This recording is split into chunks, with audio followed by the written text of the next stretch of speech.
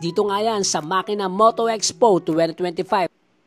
Nilabas na nga nila dito ang isa sa pinakamatikas na big bike. Ang tawag nga nila rito ay ang Goldwing 50th Anniversary. Ang specs nga nito ay liquid cooled, 4-stroke, 24 valves, single overhead cam, flat 6. Meron nga itong 1,833cc, maximum power output 93 kW at 5,500 RPM. Ang maximum torque naman ay 170 Nm at 4,500 RPM. Ang fuel capacity nito ay 21 liters at ang fuel consumption naman ay 19.1 km per liters. Ang kanyang transmission type ay 7-speed forward and reverse DCT. Ang seat height nga nito ay 745 mm at ang ground clearance ay 129 mm.